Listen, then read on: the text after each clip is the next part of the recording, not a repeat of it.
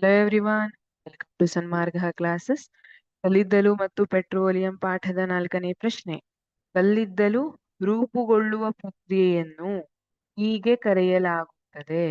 ಕಲ್ಲಿದ್ದಲು ರೂಪುಗೊಳ್ಳುವಂತಹ ಪ್ರಕ್ರಿಯೆ.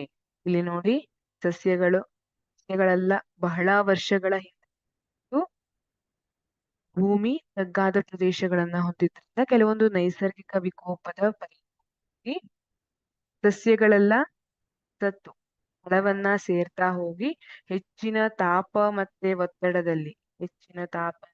ಒತ್ತಡದಲ್ಲಿ ಕಲ್ಲಿದ್ದಲಾಗಿ ರೂಪುಗೊಂಡಿತ್ತು. ಈ ಕಲ್ಲಿದ್ದಲಾಗಿ ರೂಪುಗೊಳ್ಳುವಂತಹ ಪ್ರಕ್ರಿಯೆಗೆ ಒಂದು ಹೆಸರಿದೆ. ಆ ಹೆಸರೇನು ಅಂತ ಹೇಳ್ತಾ ಇದ್ದಾರೆ. ಆಪ್ಷನ್ ಎ ನೋಡೋಣ. ಆವೀಕರಣ. ಆವೀಕರಣ ಅಂದ್ರೇನು?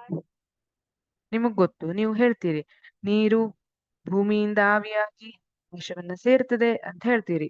ಅಂದ್ರೆ ಏನು? ದ್ರವ ರೂಪದಲ್ಲಿರುವಂತಹದ್ದು ಅನಿಲ ರೂಪಕ್ಕೆ ಹೋದ್ರೆ ಅದನ್ನ ನಾವು ಆವೀಕರಣ ಅಂತ ಹೇಳಬಹುದಾ? ಅದನ್ನ ಆವೀಕರಿಸಿದೆ ಅಂತ ಹೇಳ್ತೀವಿ. ಇಲ್ಲಿ ಕಾರ್ಬನೀಕರಣ ಅಂದ್ರೆ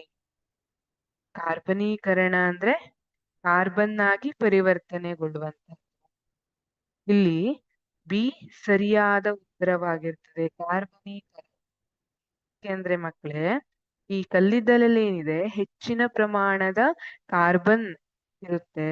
ಹಾಗಾಗಿ ಇದನ್ನ ಕಾರ್ಬನೀಕರಣ ಅಂತ ಕರಿತೀವಿ. ಕಲ್ಲಿದ್ದಲು ಉಂಟಾಗುವಂತಹ ರೂಪುಗೊಳ್ಳುವಂತಹ ಪ್ರಕ್ರಿಯೆ ಏನಿದೆ, ಅದನ್ನ ಕಾರ್ಬನ್ ಆಗಿ ಪರಿವರ್ತನೆ ಆಗ್ತದೆ ಅನ್ನುವಂತ ಮೂಲಕ ಹೇಳ್ತೀವಿ. ಹಾಗಿದ್ರೆ ಘನೀಕರಣ ಅಂದ್ರೇನು?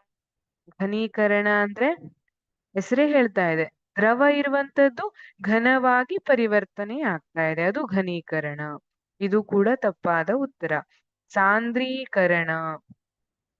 ಸಾಂದ್ರೀಕರಣ ಅಂದ್ರೆ ಅರ್ಥ ಏನು? ಅನಿಲ ಇರುವಂತದ್ದು ದ್ರವವಾಗಿ ಪರಿವರ್ತನೆ ಆದ್ರೆ ಅದನ್ನ ಸಾಂದ್ರೀಕರಿಸಿದೆ ಅಂತ ಹೇಳ್ತೀವಿ.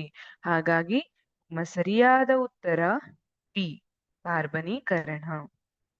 Thank you.